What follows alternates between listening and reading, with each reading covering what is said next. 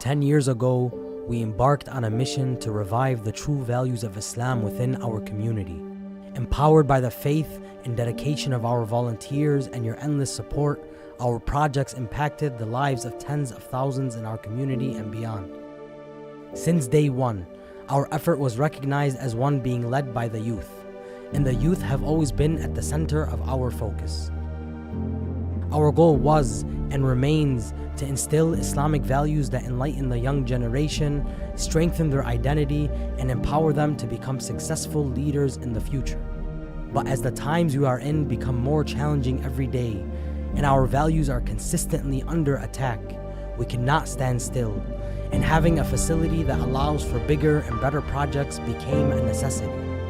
Alhamdulillah, today, Taha Foundation, the parent organization of the Ashura project and Al-Mustafa Scouts, is pleased, honored, and excited to announce the next milestone in our journey. As of May 5th, we have completed the purchase of the upcoming Taha Foundation Community Center, a 48,000 square foot facility that has the amenities we need to improve and expand our programs, including a lecture hall, classrooms, a gym, and a spacious outdoor gathering area. While we are able to secure the purchase of this building, a lot of work is still required to transform it into the state-of-the-art facility that serves our needs in the most effective and efficient way possible. Today, more than ever, and for the sake of our kids and families, we're asking for your support in raising the funds needed for this project.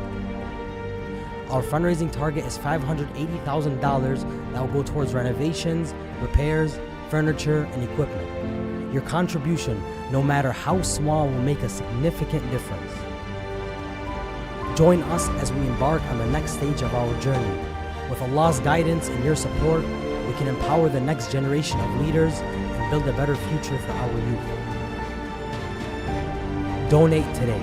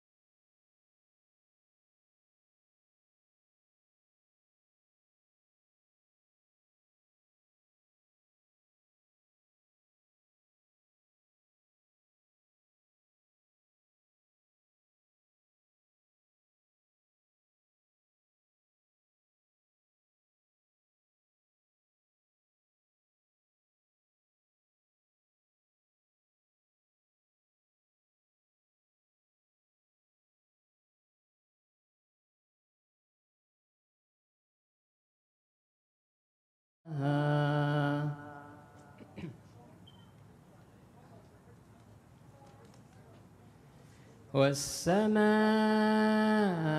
وما بناها والأرض وما طحاها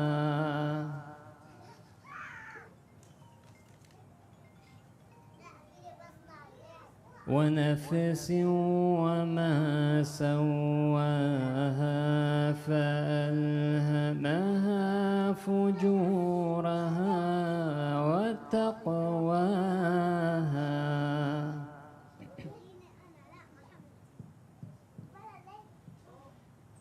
والأرض وما طحاها ونفس وما سواها فألهمها فجورها وتقواها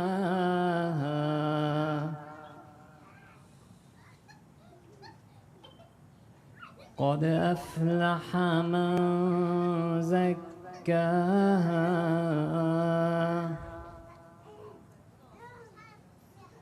وقد خاب من دساها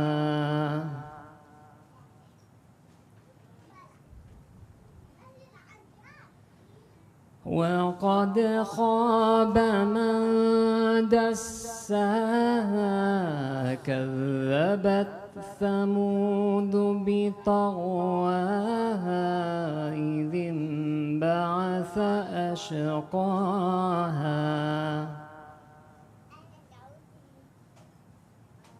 فقال لهم رسول الله ناقة الله وسقياها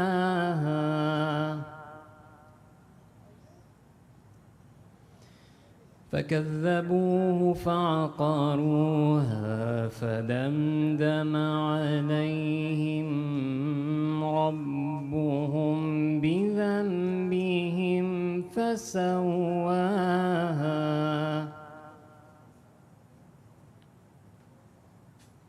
ولا يخاف عقباها.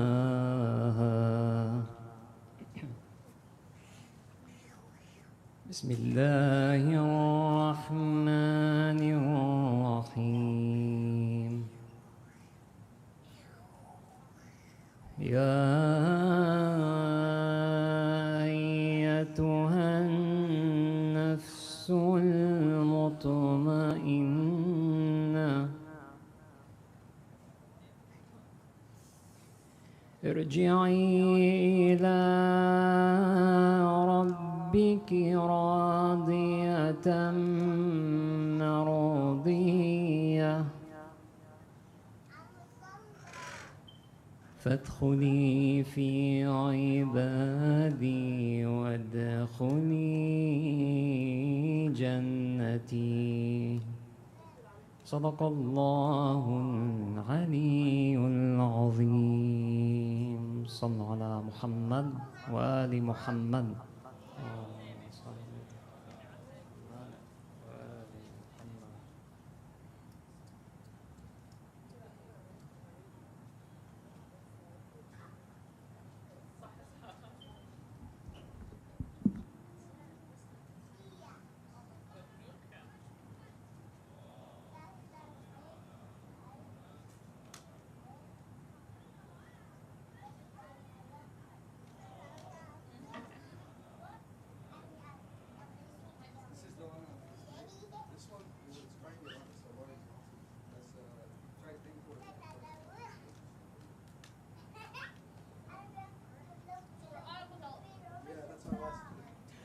أفلح من أعاد الصلاة على محمد وآل محمد.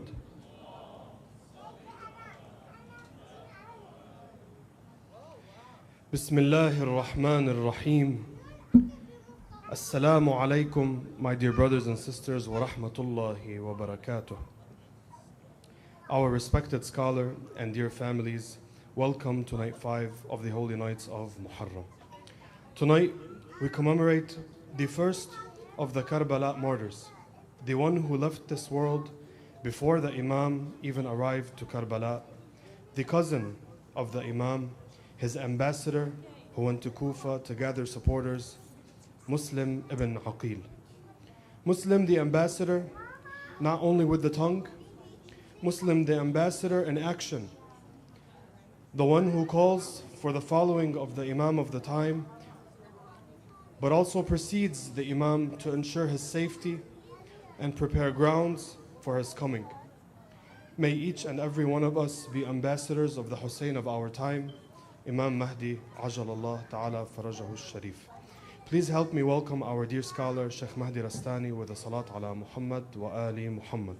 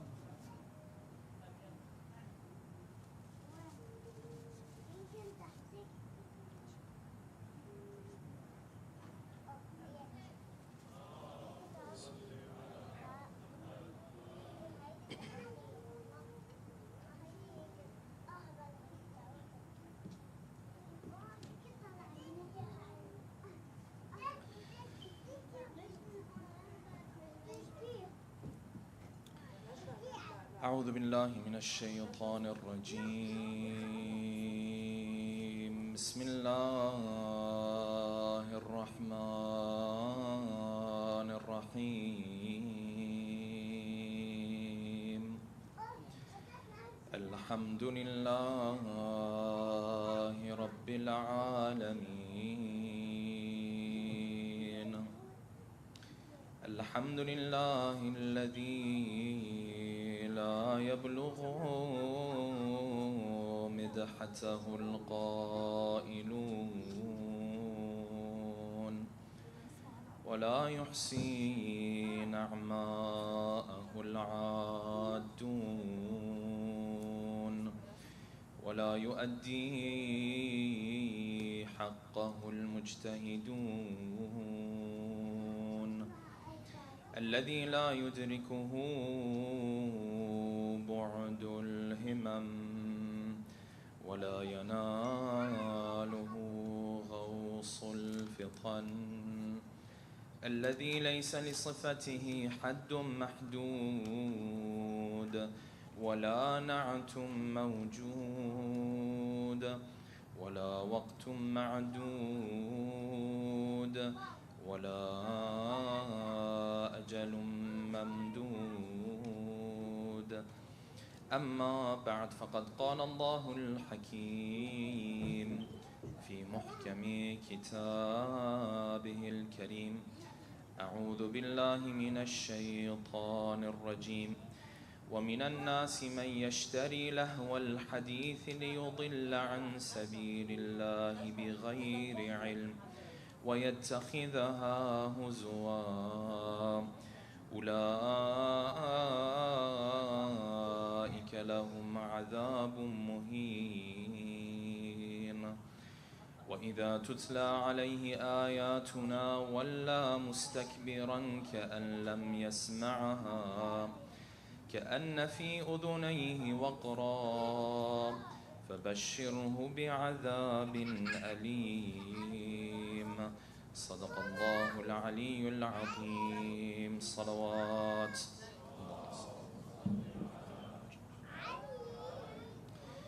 For the love of our beloved Prophet and his beloved progeny, a second loud salawat.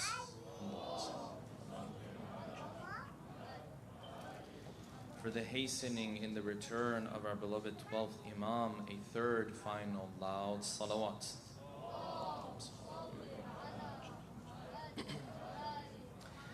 The topic that we will begin discussing tonight and continue with over the next 3 nights is the topic of Islam's take on the issue of music.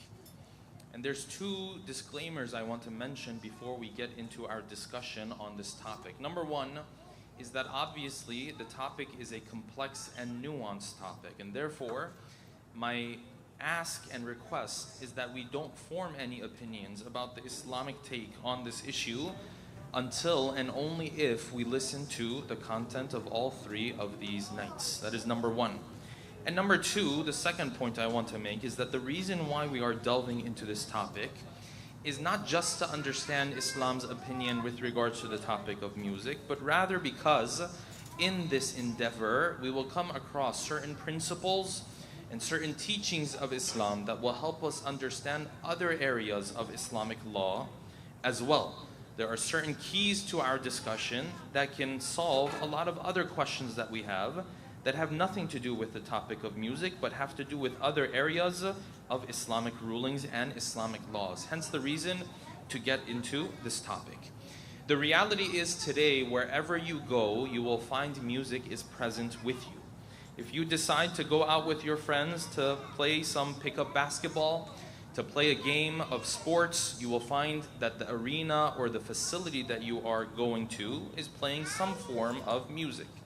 If you were to go, for example, with your friends to the shopping mall and to spend some time shopping, you will find that music is present there as well. You will find, for example, that if you watched a video online or even if you came across just a random commercial, usually there is some form of music that is accompanied along with the video that you are watching. You might go to your local grocery store just to pick up some basic necessities and some basic groceries. And again, you will find that music might be present in that area and in that atmosphere as well. Wherever you turn today, music is a reality that we deal with 24/7.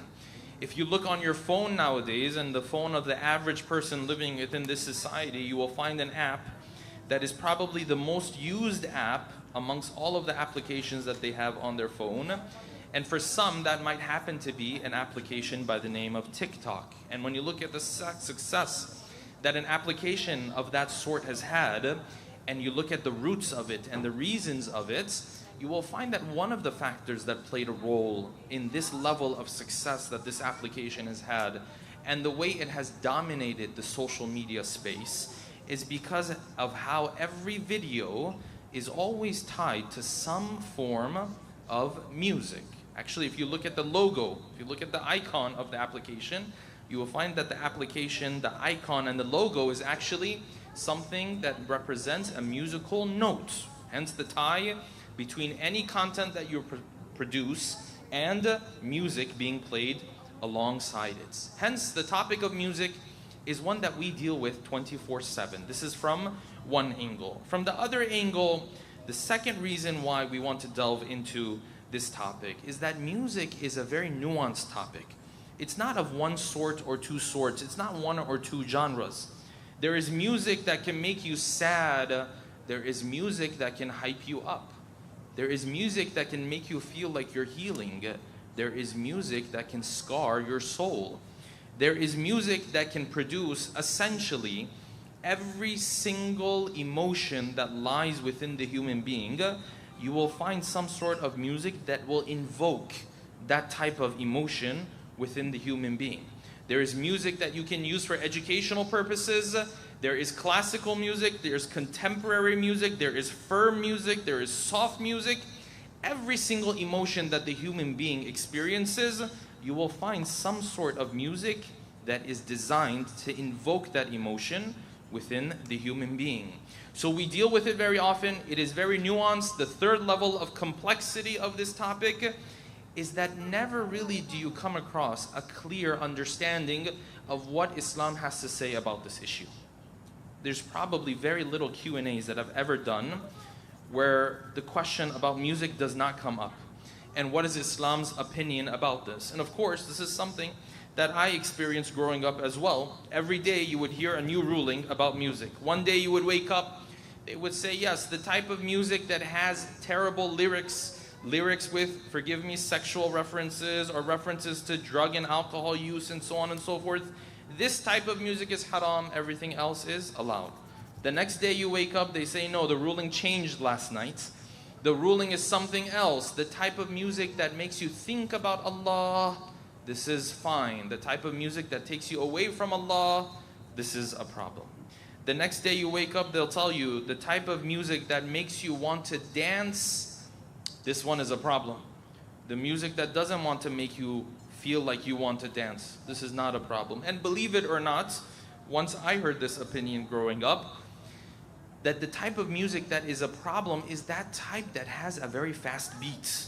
And when I asked what is the definition of a fast beat, this young man, innocent young man said, well, if it goes faster than the beat of your heart, then this is a problem. If it goes slower than the beat of your heart, then it is allowed. And this is the third level of the complexity of this topic and the reason why we want to delve into it. Because very seldom do we have an opportunity to get into the topic and then walk away with clarity and walk away with me knowing on a practical level what I need to do about this issue. The fourth reason why this topic is so crucial, and we want to spend 3 nights on it, is because it's actually very much related to the incident of Karbala and the 2 camps that you had taking part in the plains of Karbala. When you look at the plains of Karbala, you have 2 camps there. You have the camp of Imam al-Hussein, and of course you have the camp of Ubaidullah or Hur, or the Yazidis we will call them. And one of those things that defines for us the lifestyle of people like Yazid was their involvement in listening to and producing haram music. This was part of their lifestyle. Yazid was well known for a number of different things during his time as the Khalifa. One of them, in fact, was that he was very much acquainted with haram music. And of course, the music that was played at that time for him was done through purchasing young females who would come and sing as a live concert, essentially, the music that was being played. He was so involved in this, in fact, that some of the companions of the Prophet, like Ibn Abbas, the famous companion of the Prophet, raised objection to him that you call yourself the Khalifa, but when we look into your life, gambling is a part of your life, alcohol is a part of your life, other things are a part of your life, and also the mughanniyats are also part of your life. Therefore, from all of these 4 angles, the fact that music is always around us, the fact that it is a very nuanced and complex topic, the fact that we never usually have clarity on the topic from the Islamic perspective, and because it is part of what makes someone similar to those who are in the camp of Yazid, tonight and the following 3 nights we will take time to delve into this topic. And in order to do so, we'll pose the following questions. Number 1, and the first question that we need to delve into, what are the 4 types of music or singing that used to take place during the time of the Prophet himself, that the Prophet raised objection to and told the Muslims not to engage in? Number 2, when we want to understand what is Islam's issue with a particular topic, can we assume what Islam has to say about that issue and tell whether Islam allows it or not based on how it affects our lives? Or do we have to go to Quran and Hadith to understand what Islam's take is on this particular issue? Number 3, what fundamental problem does Islam have anyways with the issue of music? Is it the issue of the lyrics that are in the song, or does Islam have a more foundational issue with some types of music? Number 4, what is the concept of lahwa and how does it relate to the topic of music? Number 5, if Islam has declared some forms of music to be forbidden and haram, does that mean Islam fundamentally is dismissing the beauty and the power of music? Or does that mean that Islam is acknowledging the power and the beauty of music? And number 6, and finally, what did our beloved 9th Imam, Imam al-Jawad, do when in his 4th wedding to the daughter of Ma'mun al-Abbasi, they brought someone to play haram music? How did he react in that situation? Tonight, inshallah, we'll delve into these 6 questions with a loud salawat ala Muhammadin wa ali Muhammad.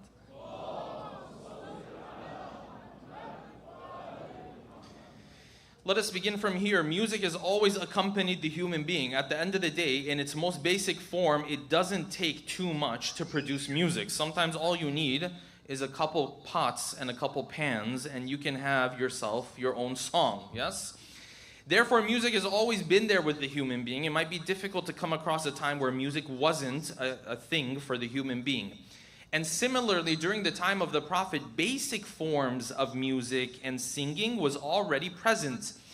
But the presence of music in dancing was very limited. There were very limited instances where you would go after such a thing. And most of those instances, in fact, were haram instances, meaning there were situations that the Prophet, with the spread of Islam, eventually came to raise objection to. So as when you look at music today, there are types of music that some scholars allow, there are types of music that some scholars forbidden.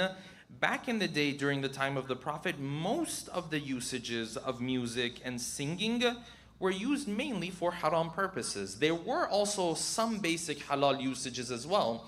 It was a common thing that if you were a Bedouin and you had camels moving from one point to another, you would, believe it or not, sing for the camels. And the idea was that these camels would move faster. And this might be something not too far from reality today as well. Yes, when there were occasions like weddings, there were some basic forms of singing, basic forms of music that were played. However, there were 4 types of music and singing that was done that the Prophet immediately raised objection to. And he had issues with these from the very beginning. The first of these, of course, was the type of music and dancing that was done that was part of religious practices and religious rituals. Believe it or not, at one point the mushrikeen, part of their tawaf around the house of Allah was singing and dancing. And the Quran references this, muka'an wa tasdiya. They used to sing and they used to dance. The Quran immediately raised objection to this. And this is a point we're going to come back to later on, brothers and sisters. How much has Islam involved tunes and rhythms in its rituals? Hold on to this, we're going to come back to this. This is an extremely important point.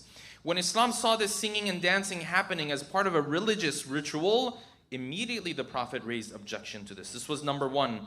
Number 2, there were recitation of poetry done with a particular rhythm to undermine the message of the Prophet. There were people, believe it or not, poets, who sometimes were paid and sometimes would do this on their own. They would do hajwa of the Prophet. They would recite poetry that would essentially discredit the message of the Prophet. And to you and I, poetry that's going to speak against someone may not seem so much of a big deal, but at that time, media was all about poetry. And if you had a strong poet and you had this person speaking against you, it would create confusion in the minds of your audience. So the Prophet is here preaching his message. All of a sudden, this poet comes out with this poetry that yes, this Muhammad is actually lost and he's crazy and he's lost it.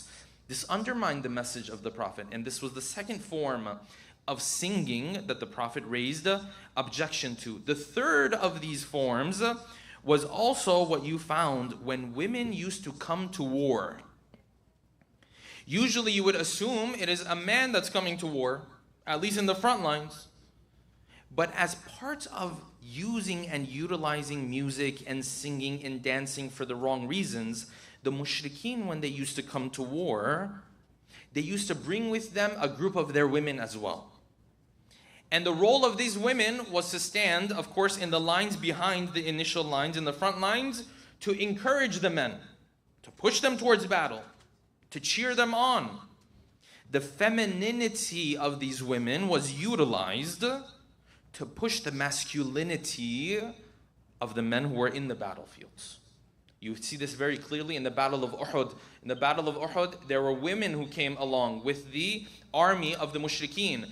And every time these men would start to get weak, these men would start to, lose a little bit of their energy, the women would start reciting poetry, singing, some of them with musical instruments as well. This is historical narrations, of course, to encourage them to go back to the battlefield, to encourage them to attack back against the Muslims. This was the third form that Islam raised objection to.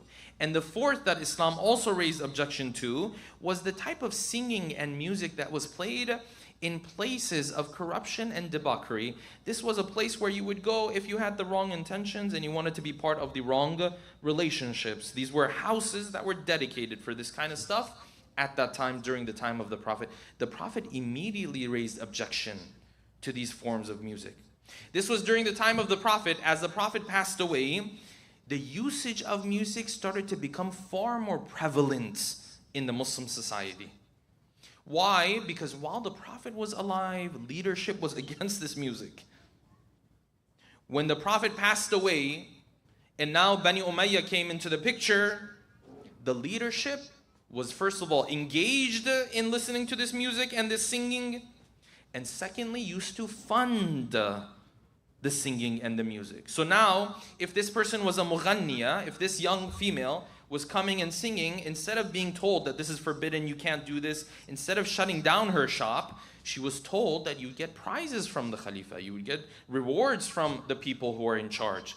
And one person who played a role in all of this was Muawiyah, because as part of his scheme, he didn't want uprisings happening every day and people having social awareness and knowing what's happening in society. So what did he use?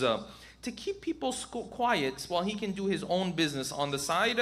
Of course, music was a big part of that. Parties and gatherings where this person forgets about what the reality of society is. He's only thinking about what's happening in front of him right now was part of this. This continued with Muawiyah.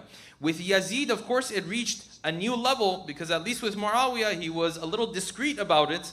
He wasn't so open about it. With Yazid, all of a sudden, it's so clear, like we mentioned, Ibn Abbas raised objection to him. He said, you're saying you're Khalifa, but your life doesn't look like a Khalifa. How many years have passed? Maybe 50 years have passed from the passing of the Prophet. But the way you're living life, the way the Prophet used to live his life, these are so different from one another. Because music was a thing. Continue down this time, during the time of Bani al-Abbas, then music was fully celebrated. Mecca and Medina, which are Haramain Sharifain, both based off of both schools of thought in Islam. They became places where a mughanniya would come. This was what the city was known for now. And some historical narrations say when they used to come, people would come, stand in lines, waiting for hours to get into her quote-unquote concert. I don't know if this rings a bell, by the way, yes? People would come and wait in lines for hours. If we can see this mughanniya who's come to town now, because we want to be part of this concert that's happening, this gathering that is happening. During the time of Bani al-Abbas, the Khalifa would sit there, people would come and they would gift their songs to him. So from the songs that this person had, the Khalifa would sit there and say, let me make my own playlist out of this, yes? This one I like, this one I like, this one. This one is a masterpiece you've done. Come and take this many dinars from Baytul Mal for this beautiful singing and music you've produced.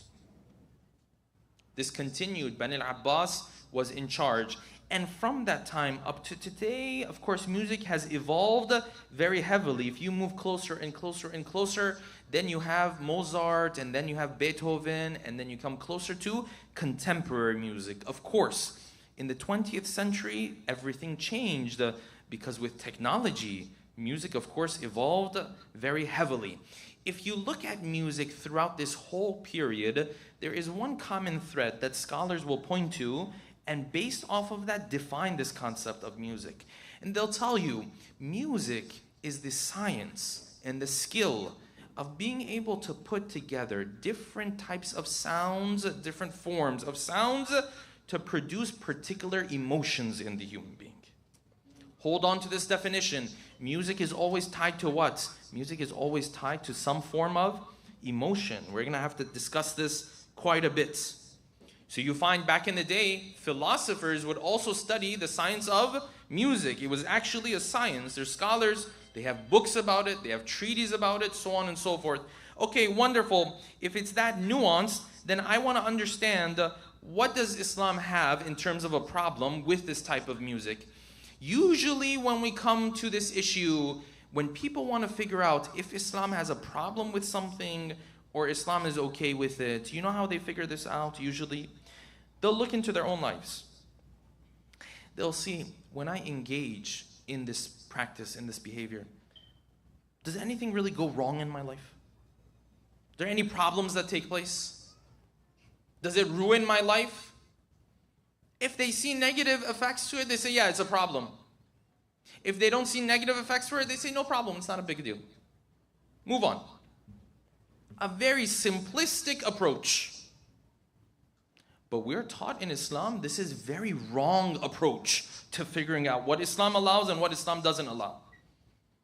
You can't sit there and say, well, I've listened to it before. It wasn't the end of the world, so I don't think Islam has a problem with this. That's not the way Islam works. The Imam says, Deen Allahi la yusabu bil uqul. The religion of God, you can't figure it out based on your own thoughts. You can't sit there and say, well, I don't think this is a problem. I don't think this is a major issue. Look at our religion, apply that logic to other aspects of our religion. Your whole religion will fall apart. So imagine, Islam says sometimes things that seem very insignificant to you are extremely important. Imagine if two people wanted to get married and they came to the Shaykh. They said, Shaykh, we want to get married, we want to have our nikah. Imagine if Shaykh Mahdi sat there and he said, oh, you guys want to have your nikah? Okay. He snapped his fingers and said, you guys are married, go. They said, no. Don't you have to like do something? Don't you have to like recite some lines or something? Imagine if I sat there and said, don't worry about it, it's just a couple lines. What, so if I don't recite those, all of a sudden you guys are terrible people and all that kind of stuff? But if we recite those, everything is fine all of a sudden? That's what Islam says. But to you and I, does it seem that way? It doesn't seem that way. That's why the society we live in, that basically goes based off of, I'll do something. If it ruins my life, it's bad. Otherwise, I'll just move on with it. Today, polls show 40% of people, they don't even believe in marriage. What's marriage? We'll just live together. And guess what? In their own world, they're right. Because unless you're looking at it from a religious perspective, what meaning does it have? Say a couple words. Ankahtu this, mata'tu this. What benefit does it have? They're right in their appreciation of the issue. They're right in their understanding. But Islam says no, those couple of lines that we recite is the difference between this relationship being halal, wonderful, rewarded, this and that, and being haram, terrible, adultery, so on and so forth. Just these couple lines. Yes, this is how the religion of God works. You may not understand the reason behind everything, but Islam has significance behind these details. Islam says if someone comes to you and says salam to you, salam, and you don't respond to him, this is a major sin, it's a problem, how dare you, all of this. Baba, it's just one word. Islam says, yes, that one word is very important for me. You have to say that one word. He said salam to you, you have to respond to him. So when I come across the topic of music, I can't sit here, think I know everything about life, and act like, I don't think it's an issue from my perspective. Who are you? Who am I? We're human beings. You know what it means to be a human being? When you're a human being, that means half of your life you're asleep. Is that a fair assessment?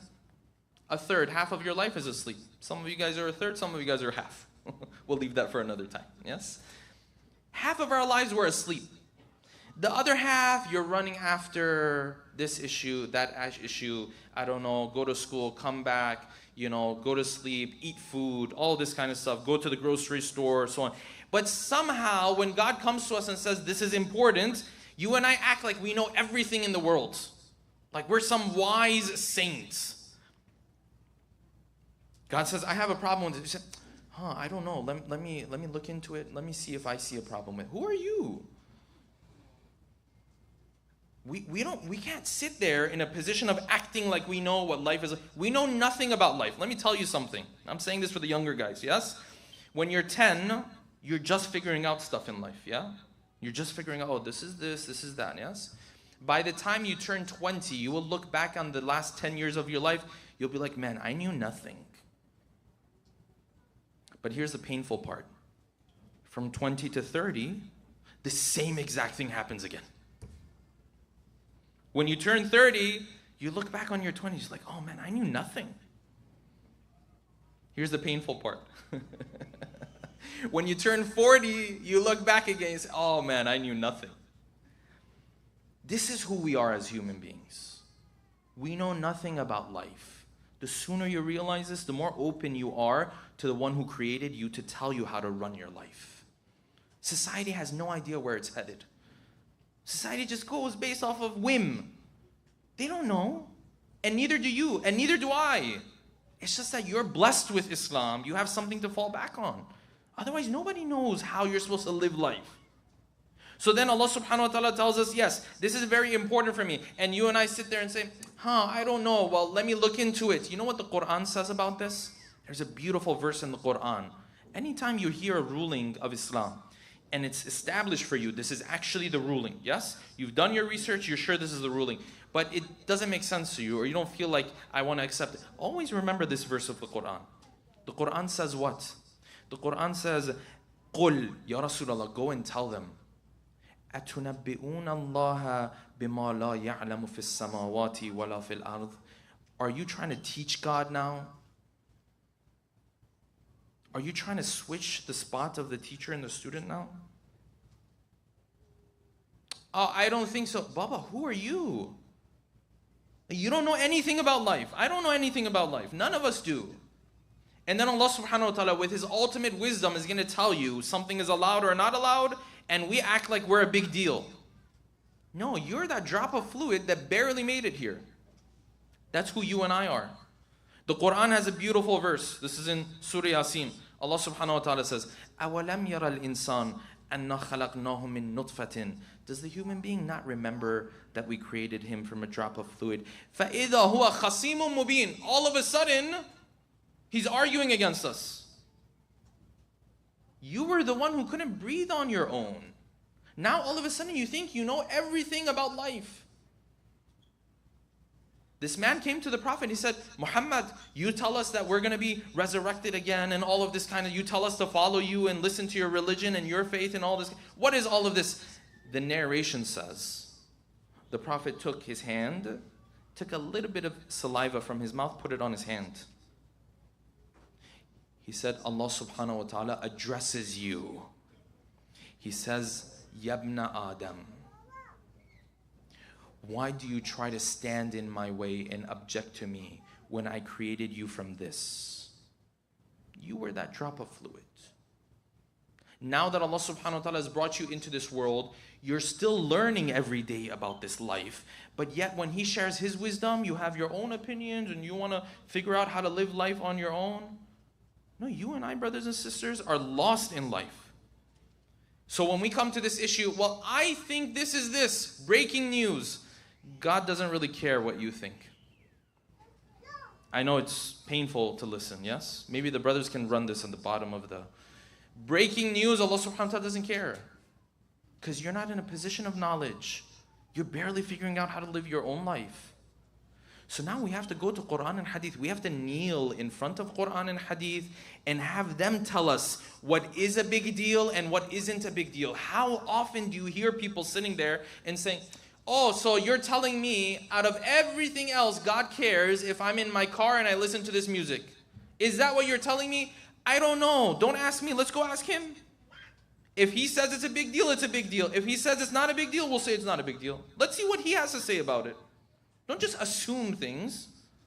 Let us go to Quran and Hadith and ask Allah subhanahu wa ta'ala, is this a problem that you have with music? Or no, it's not a big deal. Recite a salawat, please.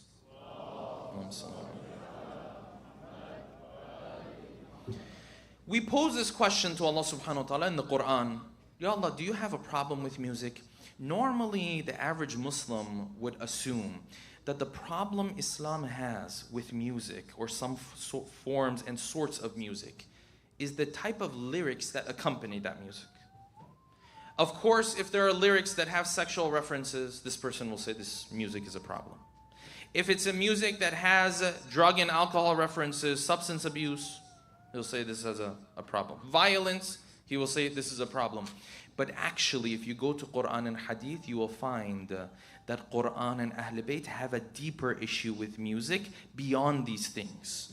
In other words, if you come across the type of music that doesn't necessarily include these things, Still, Islam has a problem with it sometimes. So, Ya Allah, what is your problem? I thought that was a problem. No, there's something deeper. What is that deeper concept that Islam has a problem? That is the problem and the concept of lahw. L-A-H-W, lahwa. What is the concept of lahwa? The Quran says, listen, sometimes there is certain types of speech. When you listen to those types of speech, they are lahwi. What does lahwi mean? It means the type of entertainment that is distracting. It is the type of speech that I listen to. Now, instead of speech, put lecture, put music, put whatever you want to put, yes? That type of content that I listen to, that makes me less likely of looking towards the akhirah. It doesn't mean I'm going to immediately get up and not pray or, break my fast. No, it doesn't mean any of that. It means it pushes you in that direction. When I'm listening to this type of music, I'm less likely to worry about my akhirah. I'm less likely to worry about my duties as a Muslim. I move on with life. Things sound wonderful. Islam has a problem with this type of music, the lahwi type of music, the type of music that makes you sit back and forget about the concerns and the responsibilities that you have and the akhirah and the day of judgment. It's good, it's fine, everything is cool. Islam has a problem with this type of music. Now, you might ask, well, why does Allah subhanahu wa ta'ala have a problem with me listening to something that might make me forget about the akhirah? I'm not killing anyone. I'm not stealing from anyone. Yes, here's the thing. There are certain types of evil in this world. They are evil in and of themselves. No one comes up to you, and no one has ever come up to me and say, Sheikh, I have a question. Why is it bad to lie? No one asked me that question. No one comes up to you, Sheikh, I have a question real quick. Why is it bad to kill? Ya Allah, this is a scary guy. Ya Allah, Sheikh, I have a question. Why is it bad to steal from other people? No, you don't ask that question, inshallah. Some things, their evil is because of what they lead to. They're not evil in and of themselves. Lahwa in Quran and Hadith is one of these concepts. Why? Because the moment you start to forget about the akhirah, all sorts of sins open up their doors to you. Forget about one or two sins. What does the Quran say about the people who end up in the hellfire? One of their main characteristics is what? Nasu yawm al-hisab. They forgot about the day of judgment. If shaitan can give you something with all of your belief and all of your iman and everything, yes? But he can just make you forget about akhirah. Guess what? He won. Because the moment you forget about akhirah, you're done. The thing that's holding you back is your akhirah. Half the stuff we do in Islam doesn't necessarily show its full impact while we're alive. A lot of it shows itself on the day of judgment. The moment I forget about my akhirah, then that becomes a problem. This is the beauty of Islam that's telling you and I, stealing, cheating, killing other people, these are all big sins and these are all evil. The beauty of Islam will tell you that there are other things that are evil that you can't figure out on your own mind. I will tell you they are evil. One of those evils is something that makes you forget about your akhirah. Because you just open the floodgates to all sorts of terrible things. Now, someone might say, well, Sheikh, I do other things other times that eases my mind, that soothes my mind. So maybe I'm having a stressful day. I go around, for example, I might want to watch a football game, a basketball game. When I'm watching the basketball game, I'm not thinking about Allah subhanahu wa ta'ala. I am also doing what? Forgetting about my worries and my concerns and my student debts and all of this kind of stuff, yeah? Sheikh, sometimes I engage in hobbies. Sometimes I might play a game. Sometimes I might do this, I might do that. Pay attention, this is a very important point. Key point. So Islam has a problem with all of these? No, Islam doesn't have a problem with all of those because the power of numbing that those activities have is nowhere near the numbing power that music has. You know what the difference is like? It's like you going to the doctor saying, "Doc, I have a question. I had a little headache. I took some Tylenol." Is the doctor going to freak out? He's not going to freak out. It's no problem. You took a Tylenol. But imagine if you went to the doctor and you said, "Hey, Doc, I had a little bit of a headache, so I had some morphine." He's going to be like, "No, no, no, no, no." And you're going to say, "Oh, but they're almost the same thing. They both relieve pain." He says, "No, morphine, that's on a different level."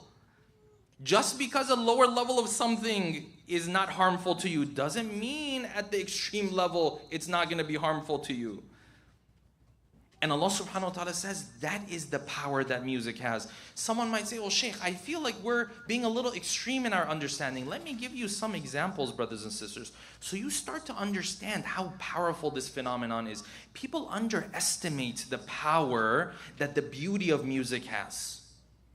The power, the impact that it has. Imagine you put together a gathering. Na'udhu billah, this is a bad example, but we'll take it. Imagine there's a gathering. People are committing all of the sins you can possibly think of under the sun. This one's gambling, this one's engaging with the opposite gender, this one's drinking, all of this. Imagine this, yes? Imagine if you kept this gathering the same way that it is, just like a typical party, yeah?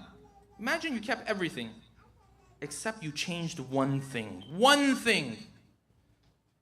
Imagine if you turned off the music. What happens to this gathering now? Now all of a sudden it's dry, it's boring. All of a sudden everything doesn't feel as great as it used to feel. All of a sudden the vibe isn't the same. All of a sudden it's not giving that same energy. All of a sudden people start leaving. Why? What did you do? You just cut down the music. You've seen sometimes when the police arrive at a door where there's an illegal party happening, what's the first thing they do? To shut down this party immediately. What's the first thing they do? They turn off the music. Because the life of that haram gathering is the music. This is the power of music. You're underestimating the power of music. Sheikh, I think these are very extreme. No, music is this powerful. Yes, because it's not tangible, it's a little difficult for us to understand. But this is how it is. How is it when you get in your car, you're going to go on a 5-hour drive to another city? This drive that's boring, it's dry, it's terrible, you don't feel like going. Yes, you already stopped at your first gas station, got your snacks, you're already regretting the whole trip. What changes? Think about this. What changes when you turn on that music? All of a sudden that 5-hour drive feels like 2.5 hours. What happened? Is this anything other than the power of music? This is the impact that music has on the human being. Music has the power to make you feel like things have changed around you without really changing anything around you. Remember that. This is the power that music has. This person is sad, 50 different problems. Turns on the music, forgets about all of them. Did their problems actually get solved? None of them get solved. All of them are still there. But it makes him feel like everything is done with. Everything is fine. This is the power of music. Music has that type of power that it can take you and get you to take a gun and shoot a civilian in cold blood and not feel the guilt and assume it's just like some video game. When you watch some of these documentaries of what happened in Iraq, for example, soldiers talk about this. Part of the reason why it was so easy for us to just shoot down people was part of it was because of the music. This is the power that music has. You say, Sheikh, no, I'm never going to do that. I would never, go that far. Yes, I know. That's like the greatest of sins. But you don't have to go that far for music to impact your life negatively. That's not the only haram. There's hundreds of other harams. So what's the haram for you and I in our lives? You listen to this type of music. When the time for salat comes, you don't feel like it as much. You're relaxing. You're chilling. Everything's fine. When you want to set your alarm for Fajr, you're like, who cares about it?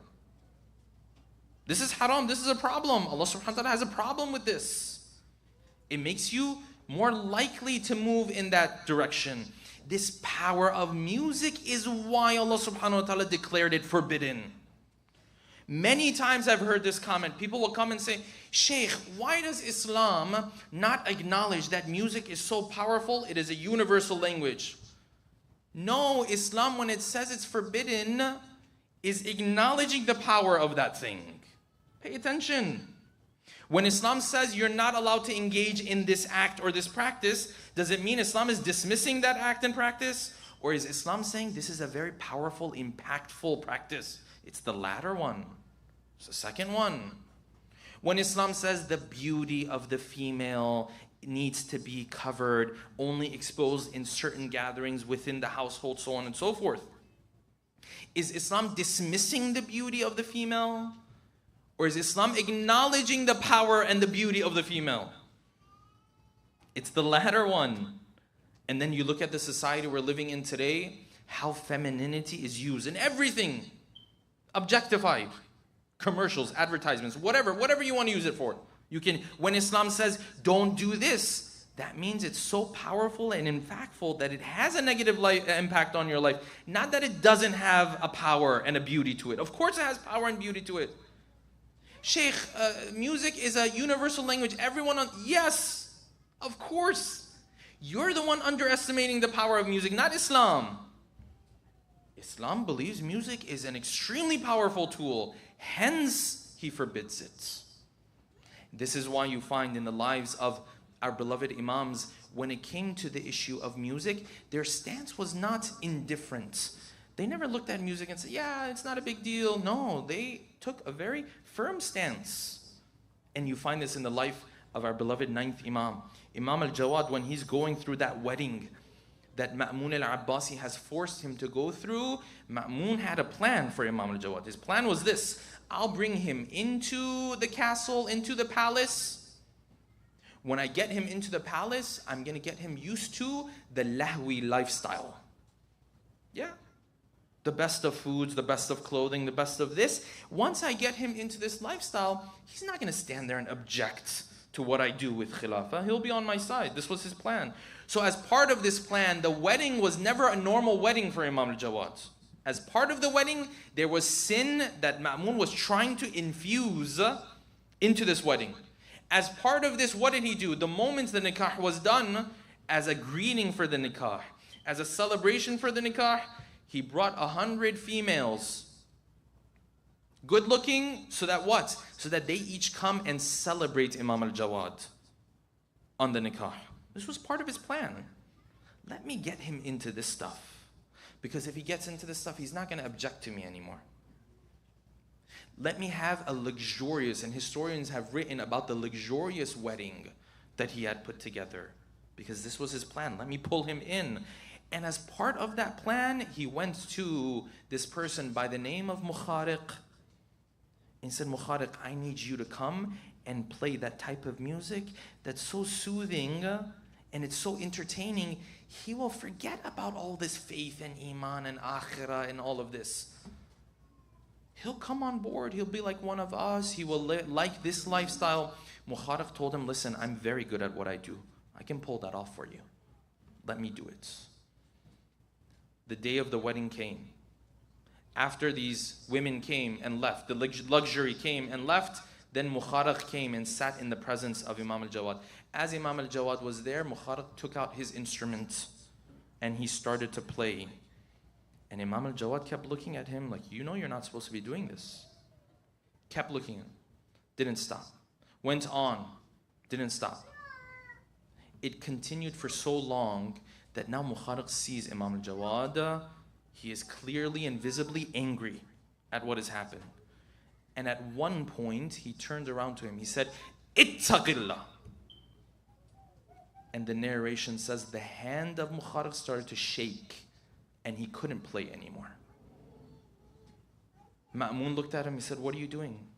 He said, I can't play anymore. The narration says Ma'mun saw him later. He said, what happened to you?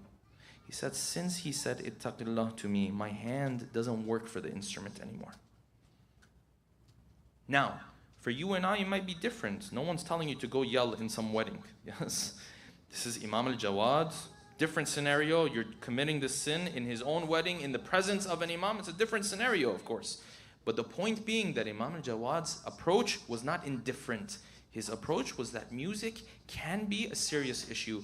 Tomorrow, inshallah, we'll move on to the verses that talk about music and a little bit more of answering some of the other questions that come up with regards to the Islamic ruling on the topic of music. Let us take a moment to recite Surah Al-Fatiha for all of your marhumin and marhumat with a loud salawat ala Muhammadin wa ali Muhammad. Allahumma salli.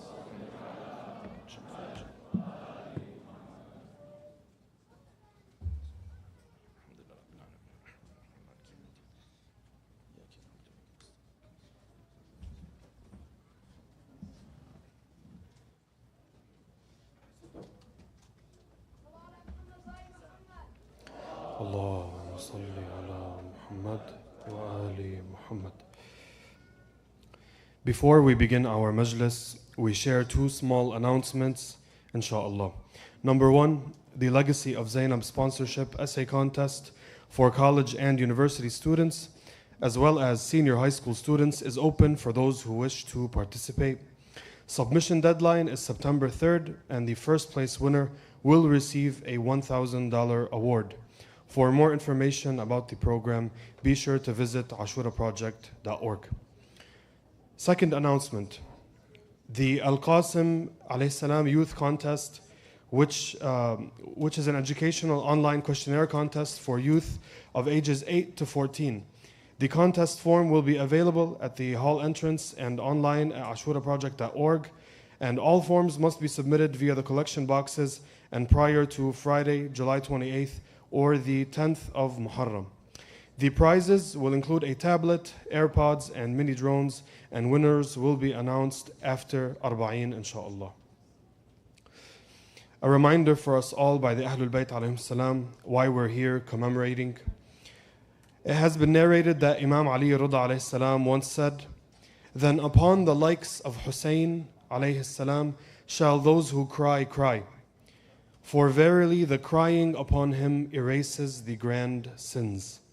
Please join me in asking Allah subhanahu wa ta'ala to open our hearts to learn the rank of our Imam with our small dua.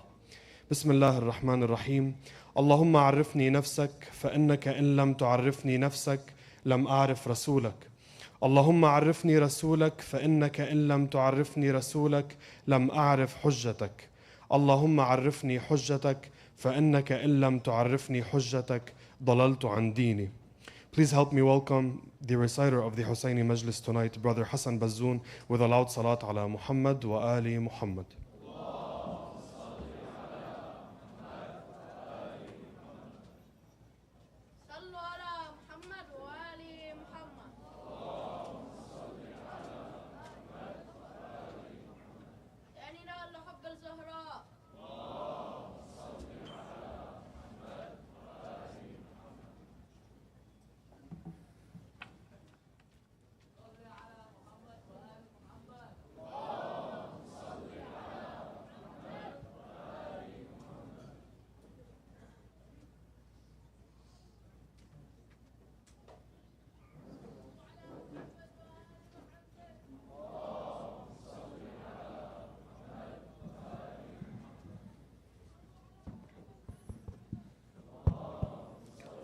بسم الله وآل محمد وعجل فرجه. اللهم صل على محمد وآل محمد وعجل فرجهم. السلام عليك يا سيدي ويا مولاي يا أبا عبد الله. Brothers and sisters, let's travel with our hearts and souls to Imam Hussein alayhi salam.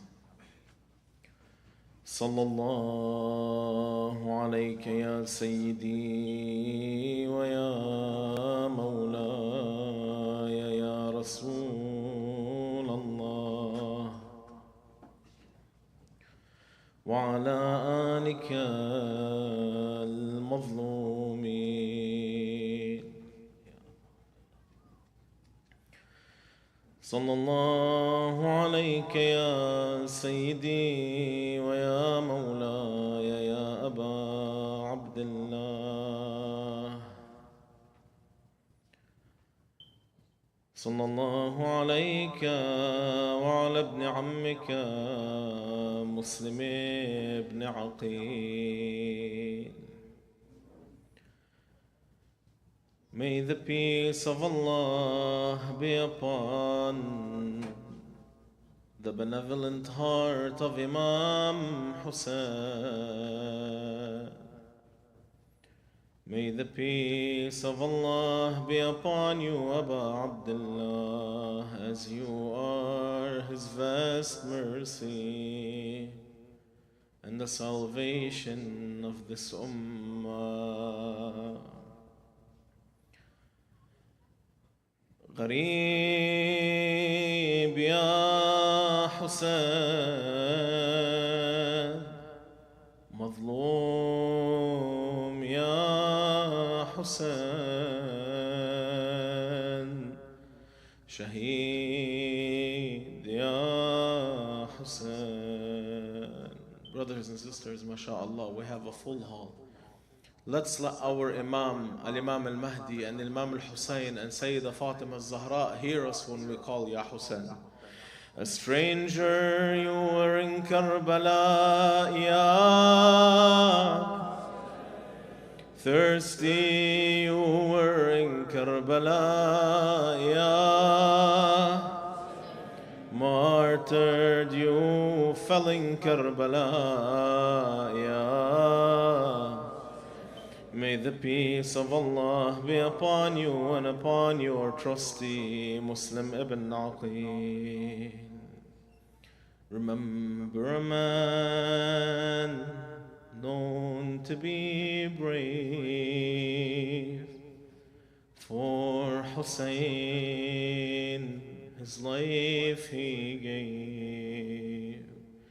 Without fear he bravely fought, alone in Kufa with a doleful thought. Yani a sad thought. He was thinking of something that broke his heart when he was fighting in Kufa.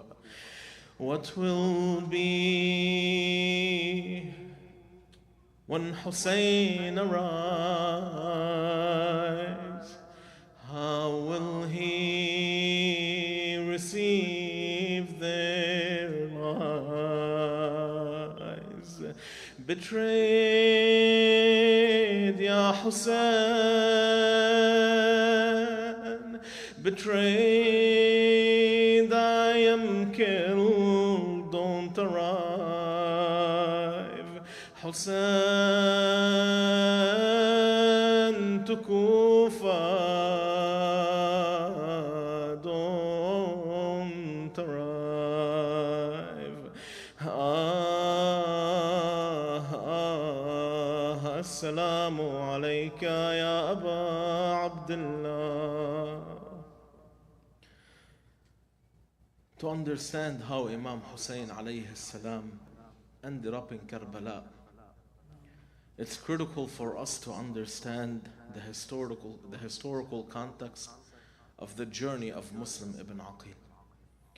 So if you'll forgive me tonight, I will take a little bit more time explaining the setting of how Muslim ibn Aqil ended up in Kufa and what led to Imam Hussein alayhi salam going to Karbala. After Imam Hussein alayhi salam arrived in Mecca, he left Medina. He decided not to give his allegiance to Yazid, and he took his family and he went to Mecca. Now the word spread that Imam Hussein alayhi salam rejected Yazid's bay'ah. And it became known.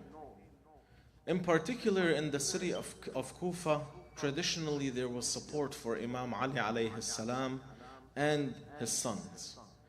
So when the word spread to Kufa, many of the Kufan elders and tribesmen who had sworn their allegiance previously to Imam Ali alayhi salam, they got together in a big meeting and they decided that they want to invite Imam Hussein alayhi salam to come lead them. because during Muawiyah's time he had exercised great oppression against them. And Yazid was even worse. And so when Imam Hussein, his stance was public against Yazid, that he rejects him as any sort of leader for the Muslim Ummah, these men and these tribesmen and elders in Kufa decided to send a letter to Imam Hussein alayhi salam to invite him to come to Kufa. And this was a big deal because it represented many families and many groups and many men. And so they write to the Imam, إِنَّهُ لَيْسَ عَلَيْنَا إِمَامٌ غَيْرُكَ. We do not have a leader other than you. So come to us, perhaps God will bring us to righteousness through you. Indeed, An-Nu'man ibn al-Bashir, who was Muawiyah's governor over Kufa and continued to be Yazid's governor in Kufa after Muawiyah died. So they're talking about An-Nu'man here. And they say, indeed, An-Nu'man ibn Bashir is in the palace of the emirate. Yani he's the governor. But we do not pray behind him on Fridays and we do not celebrate Eid with him. And what that's saying is that we do not accept him as our leader. And if we receive news that you, yani Ya Hussein, you will come to us, we will oust him to Damascus. And they sent this letter that represented many families and tribes and men with two noble, respected people, and they told them, go swiftly, but also in secret. And then more men and more families gathered. And within a few days, they also drafted letters and they started sending them to Mecca, to where Imam Hussein alayhi salam was. And so, after receiving the initial draft, Imam Hussein alayhi salam begins to receive upwards of 200, maybe even more, letters and signed messages, and each one carrying the signature of multiple men, saying, أما بعد فإن الناس ينتظرونك لا رأي لهم لغيرك. Indeed, the people are waiting for you. They have chosen none other than you. So come to us hastily. They're inviting the Imam to come to them hastily. And then another format, it said the time of harvest has come. And this is the time that we want you to rise. So if you wish to come to us, you shall find armed warriors at your service. These are the letters. And this is the burden and the responsibility that they were putting on the shoulders of Al-Imam al-Hussein alayhi salam. Now when he was receiving these letters, and given the circumstances, the threat that Yazid had put against Imam Hussein alayhi salam, that he needs to be killed even if he is hanging with the shrouds of the Kaaba, and the Imam wanting to prevent bloodshed, and at the same time the responsibility of him leading the Ummah when there's a serious plea of people telling him, come and save us and bring us salvation and set our faith straight. Imam Hussein alayhi salam saw that there's a duty. But before he determined that he should go to Kufa, he sent Muslim ibn Aqil. And how does he describe Muslim ibn Aqil? He writes a letter to the people of Kufa that he sends with Muslim. He tells him, you will take this letter and you go. And you see what's going on in Kufa. And you assess the situation on the ground. And based on your assessment, you write to me whether I should come or not. And how does he describe Muslim? He says, وَأَنَا بَاعِثٌ إِلَيْكُمْ بِأَخِي وَابْنِ عَمِّي وَثِقَتِي مِنْ أَهْلِي. I am sending in my place to you my brother and my cousin and my trustee from my family. Muslim was a heavyweight from Al-Ali, from Al-Abu Talib.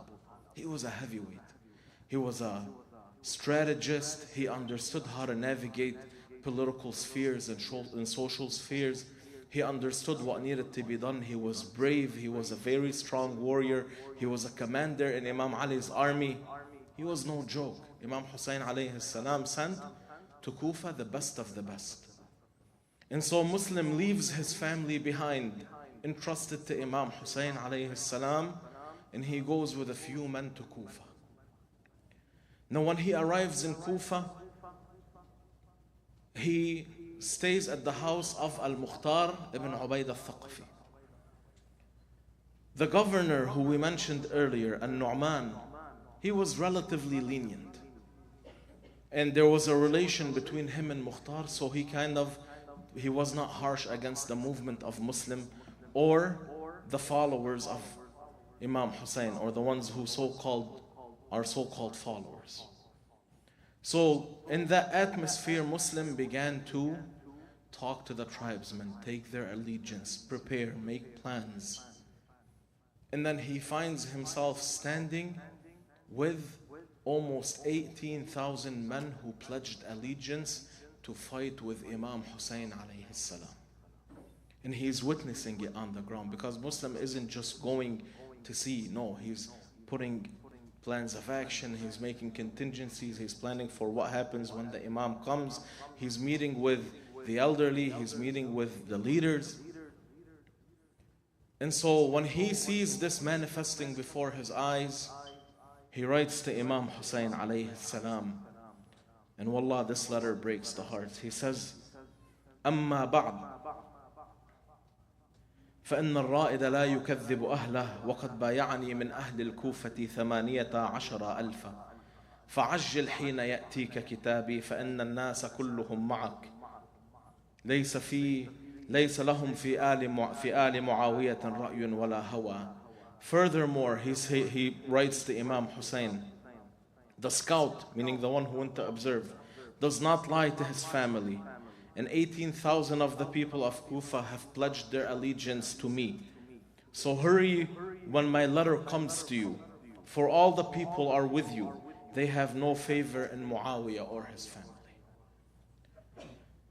And this letter goes to Mecca to Imam Hussein alayhi salam.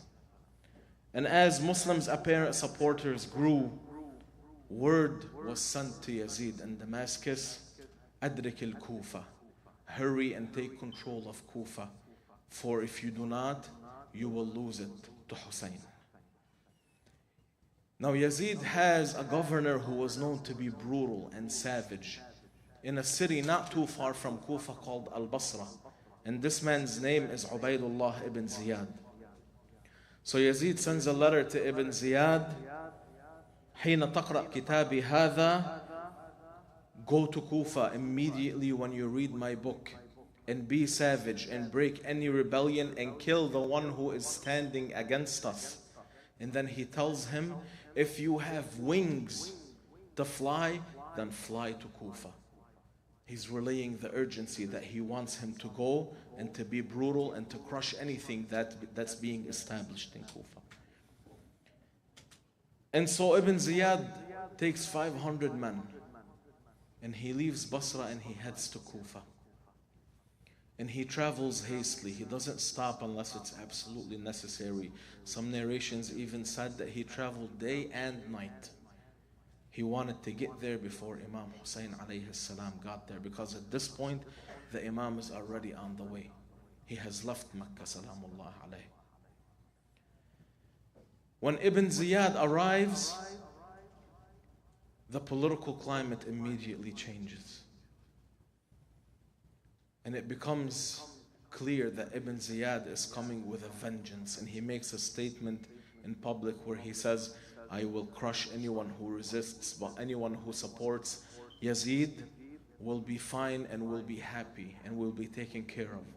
And then he ousts An-Nu'man and he becomes the governor, and he takes control of the army and the money in Kufa. And so Muslim moves to the house of another companion of the Imam. His name is Hani ibn Urwa. Because Hani belonged to a big tribe, and this tribe could offer protection against Ibn Ziyad's soldiers in Kufa.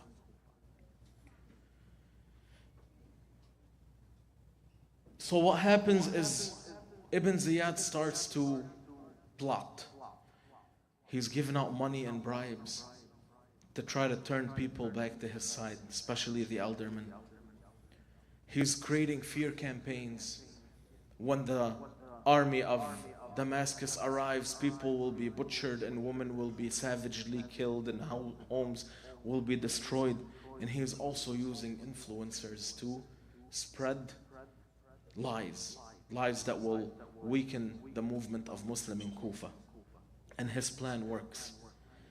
And eventually someone tells Ibn Ziyad where Muslim is hiding, in the house of Hani. Now Ibn Ziyad knows that he cannot just show up at the house of Hani with all of his family and take Hani and Muslim ibn Aqil. So he force invites Hani to dinner. And when Hani is gone, he bribes some of the other eldermen in that family to keep everybody calm. And Hani never makes it out of the palace of Ibn Ziyad. When Muslim finds out that Hani was taken and he's not coming back, this is where he starts his movement on the ground. So he calls all the men that gave allegiance to him in that day in the morning. And he gives them the command that we need to take over the city now and we need to take over the palace. And so these 18,000 men fill the streets. And a big group of them goes and surrounds the castle of Ibn Ziyad, the palace of Ibn Ziyad. And Ibn Ziyad is watching this and he's still hiding inside, but he's slick. So he pays informants and spies to infiltrate these crowds all over the city and spread a lie that the army of Damascus is massive. 20,000-30,000 soldiers have come from Syria and they are about a day or two's march away from Kufa. And when they come, they will be brutal and they will kill everybody except those who keep their allegiance and do not support Hussein.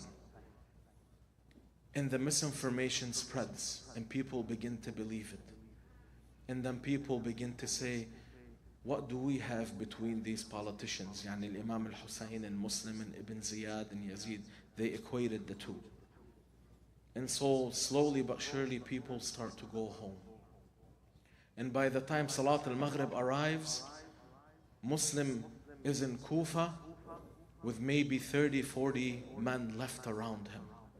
And this is how an army defeated itself and betrayed Hussein alayhi salam.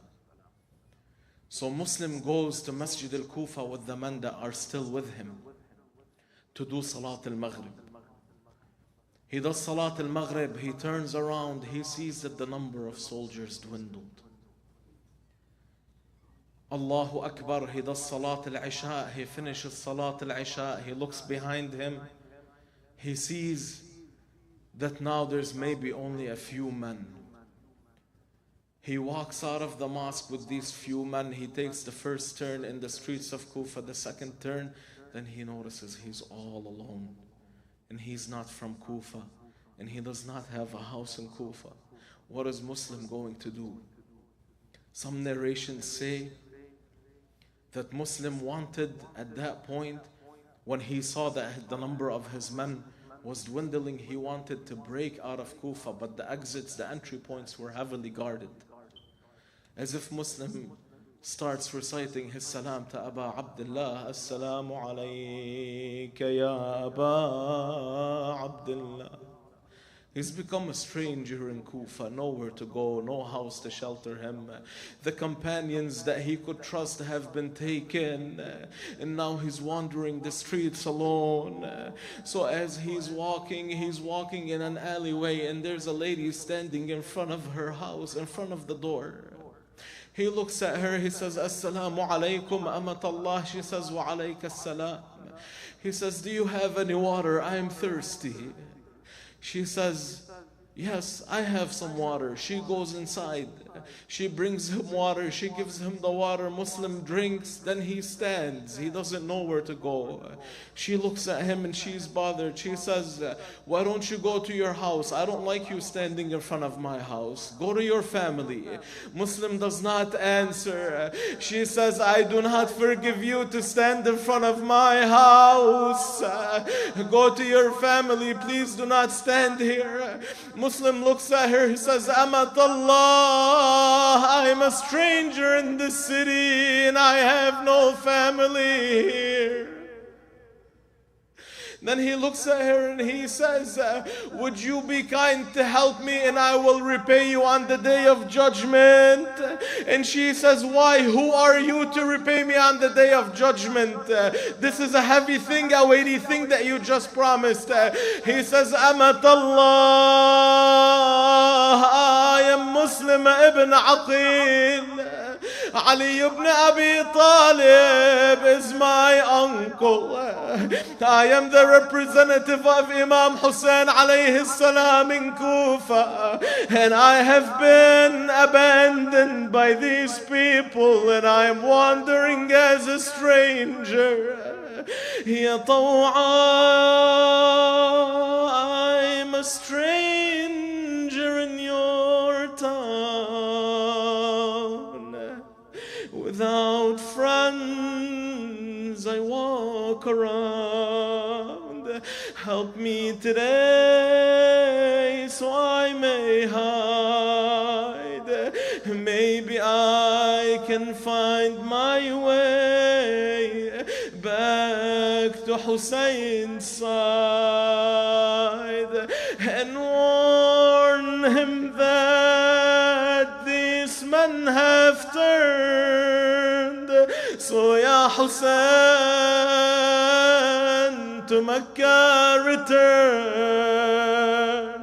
But alas, it's been decreed that like Hussein I will bleed. Taw'a says, Anta Muslim. She was a follower of Imam Ali, a lover of Imam Ali, so she brings him inside and she hides him in her house. She hides him in a small room in her house. Hours later, her son comes home and he notices that every so often his mother is walking into that room for no particular reason. So he waits his moment and he takes a peek and he realizes that Muslim ibn Aqil is hiding in his house. He waits until the dawns break. Then right one morning time comes, he rushes to the castle of Ibn Ziyad. He's seeking money. He says, Ayyuhal Amir, ilayya al-jaiza, give me the reward. I know where Muslim ibn Aqil is. Now some narrations say that at night Muslim fell asleep and he saw Imam Ali alayhi salam, his uncle, embracing him and telling him, soon I will reunite with you, Ya Muslim. When Ibn Ziyad heard the news, he sent many soldiers to go and capture Muslim. Muslim heard them when they became close. He heard the swords, he heard the spears, he heard the hoofs of the horses. So he prepared himself. Then he looked at Taw'a. He says, Rahimakillah. May Allah grant you mercy and reward you for your assistance for me. The soldiers, they came, they banged on the door. They wanted to break the door down and enter the house. But Muslim was a strong warrior. So he pushed them out of the house and he began to fight them. And the narrations say that he killed quite a few of them, to the point where they realized it's difficult to capture Muslim. So they dispatched some soldiers to go to the rooftops and they lit logs of wood and stones and they began to throw them at Muslim ibn Aqil until he grew too exhausted to fight. Then they rushed him and they arrested him. One narration says the commotion happened and people came to watch. A scene had grown. So when they had captured Muslim, how did he stand? He stood exhausted, shackled, covered in wounds, and he was thirsty. When he saw the people looking at him, he says, Ya Ahl al-Kufa, ilayya bi shurbatin min ma. Somebody give me water. So no one answers. Then he says, woe to you, O people of Kufa. I'm asking you for a drink of water. Narration says that a child comes and brings him a bowl of water, but when Muslim takes the bowl to drink, the blood from the wounds on his face and his lips drips into the water and he can no longer drink because it became najis. As if it's decreed that Muslim will die thirsty, just like his master Hussein alayhi salam will be butchered thirsty in Karbala. Then in this situation, Muslim, he became overcome by emotions and he began to cry. So one of the soldiers standing there, he tells him, Ya Muslim, the one who seeks what you seek should not cry. So Muslim says, I'm not crying for myself. Who are you crying for, ya Muslim? I'm crying for my family that's traveling to Kufa now. I'm crying for the stranger, the gharib, for Hussein,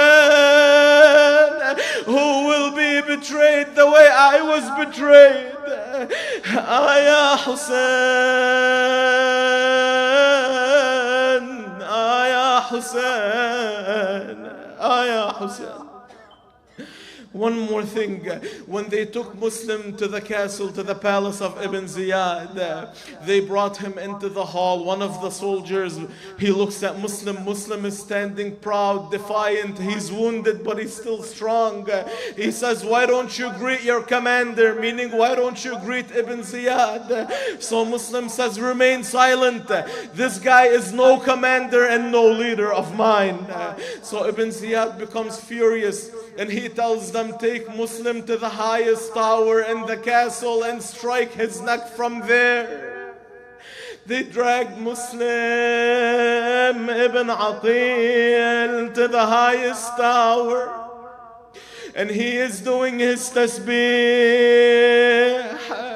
Then as he was standing, he raised his voice in dua. Allahumma ahkum baynana wa bayna qawmin gharruna wa khadhaluna. Ya Allah, bring justice between these people who deceived us and betrayed us. And as he was doing his tasbih, they struck him with a sword on the neck, and the people were gathered below. Then the body of Muslim came falling to the ground. Rahim Allahu man nada wa muslima wa habiba. Ya Muslim, you told Hussein to come to Kufa, you're welcome. And when he was near, your blood was spilled. And when he was near, your blood was spilled ever so dear. May your soul rest in the heavens above. Oh, first martyr in the journey of love. Yes, they killed Muslim and they killed Hani ibn Urwa. Then they took their bodies and they dragged them around the streets of Kufa to make a lesson out of them. And soon a traveler came from Kufa and he met Imam Hussein alayhi salam along the way. And he tells him of what happened to Muslim.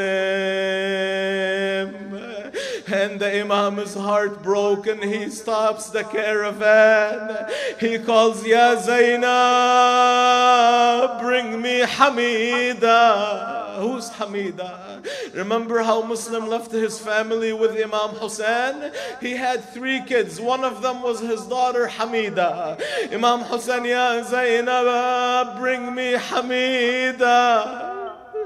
Sayyida Zainab brings her. He says, Ya Hamida.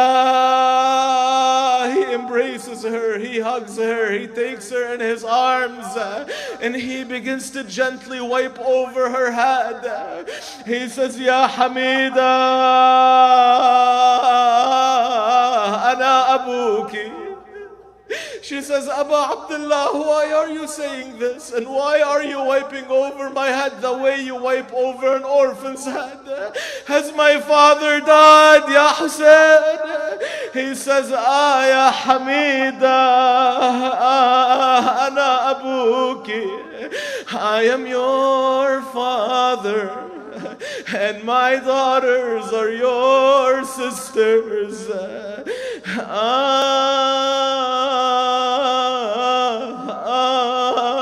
As if Hamida is talking to her father, Muslim ibn Aqil, after she heard the news. Father, O Muslim, Baba, ya Muslim, where have you gone? Father, O Muslim, before tomorrow's dawn. Dear Father Muslim, Hussein is here. Dear Father Muslim, holding me near. Tear after tear fell for you, my dear. Father Muslim, I cry in fear. And just like Sukaina, orphans together we shall be.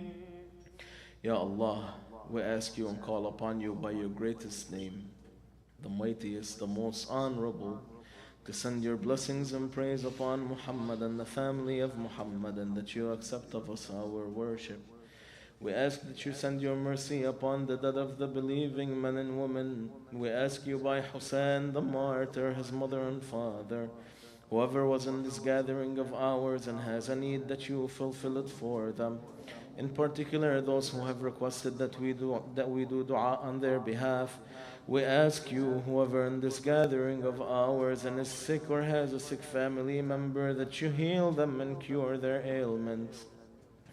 Ya Allah, we pray that you relieve the suffering of all those oppressed, and that you hasten the return of our beloved 12th Imam Ajjalallahu Ta'ala Faraja, and that you write our names amongst his supporters and aiders. We ask that you protect our scholars and maraja, and protect the Muslim Ummah against evildoers.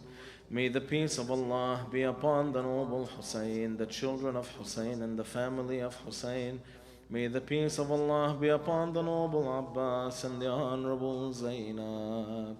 Assalamu ala al-Husayn wa ala Ali ibn al-Husayn wa ala awlad al-Husayn وعلى أصحاب الحسين.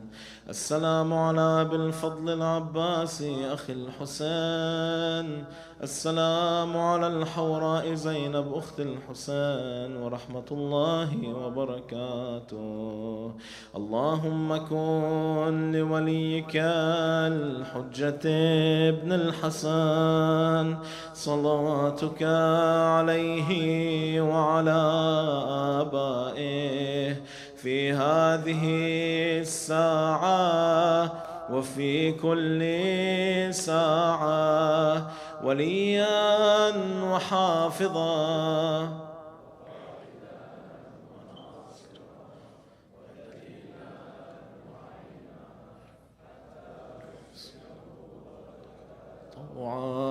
وتمتعه فيها طويلا برحمتك يا أرحم الراحمين، والأرواح الشهداء والعلماء ومن مات على ولاية سيدنا مولانا علي بن أبي طالب، وإلى أرواح أموات الحضور لا سيما القائمين على هذا المجلس.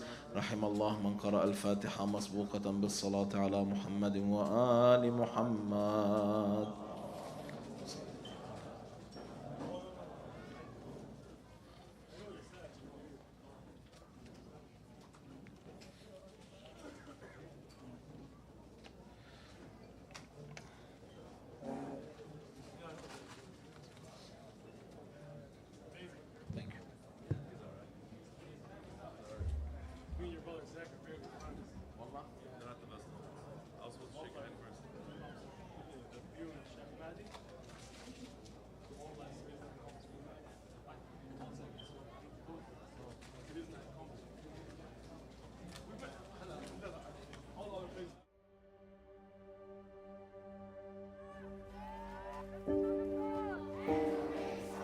10 years ago, we embarked on a mission to revive the true values of Islam within our community. Empowered by the faith and dedication of our volunteers and your endless support, our projects impacted the lives of tens of thousands in our community and beyond. Since day one, our effort was recognized as one being led by the youth, and the youth have always been at the center of our focus. Our goal was and remains to instill Islamic values that enlighten the young generation, strengthen their identity, and empower them to become successful leaders in the future. But as the times we are in become more challenging every day, and our values are consistently under attack, we cannot stand still, and having a facility that allows for bigger and better projects became a necessity. Alhamdulillah, today, Taha Foundation, the parent organization of the Ashura project, and Al-Mustafa Scouts is pleased, honored, and excited to announce the next milestone in our journey. As of May 5th, we have completed the purchase of the upcoming Taha Foundation Community Center, a 48,000 square foot facility that has the amenities we need to improve and expand our programs, including a lecture hall, classrooms, a gym, and a spacious outdoor gathering area. While we are able to secure the purchase of this building, a lot of work is still required to transform it into the state-of-the-art facility that serves our needs in the most effective and efficient way possible. Today, more than ever, and for the sake of our kids and families, we're asking for your support in raising the funds needed for this project. Our fundraising target is $580,000 that will go towards renovations, repairs, furniture, and equipment. Your contribution, no matter how small, will make a significant difference. Join us as we embark on the next stage of our journey. With Allah's guidance and your support, we can empower the next generation of leaders and build a better future for our youth. Donate today.